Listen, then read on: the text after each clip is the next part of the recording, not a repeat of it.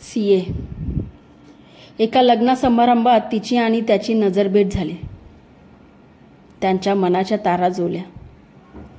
परमेश्वराने आपल्यासाठी योजलेला जोडीदार कदाचित हाच असावा अशी ग्वाही दोघांचेही मन एकमेकांना देत होते. त्याला प्रथमदर्शनी पाहताच ती त्याच्या प्रेमात अगदी अखंड बुडाली होती. पुढे त्यांच्या गाठीभेटी वाढत गेल्या, पण त्याची साधीच वैयक्तिक चौकशीही न करता ती त्याच्या प्रेमात गुंतत गेली. आणि एक दिवस त्या दोघांनी लग्नाचा निर्णय घेतला, ज्याला साहजिकच त्या दोघांच्याही घरच्यांचा विरोध होता. त्याच्या प्रेमात सारी नातीगोती विसरलेली ती एका रात्री त्याच्यासोबत घर सोडून पळून गेली आणि कुठेतरी दूर जाऊन त्यांनी आपला संसार थाटला.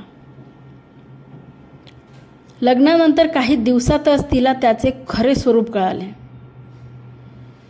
लग्नापूर्वी तिला भेटायला येणारा तो नेहमीच मित्रांचे कपडे उसनवारीत घालून यायचा म्हणे.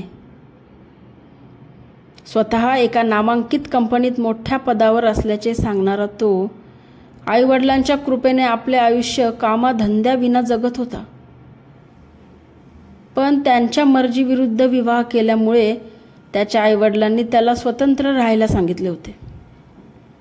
अखेर नाईलाजाने त्यांनी भाड्याच्या खोलीत आपला संसार थाटला होता आणि सुरुवातीपासूनच इतरांच्या जीवावर उड्या मारणाऱ्या त्याला नोकरी करावी लागली.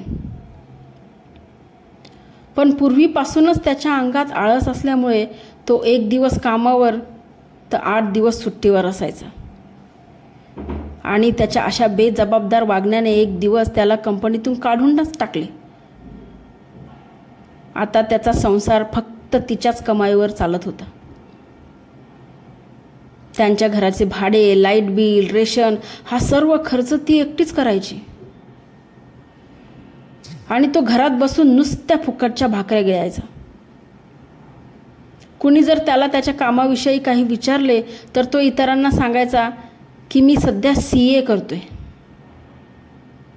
CA अर्थात कंप्लीट आराम करतोय. आणि असं निर्लज्जपणे सांगायला त्याला अजिबात त्रास होत नव्हता. धन्यवाद.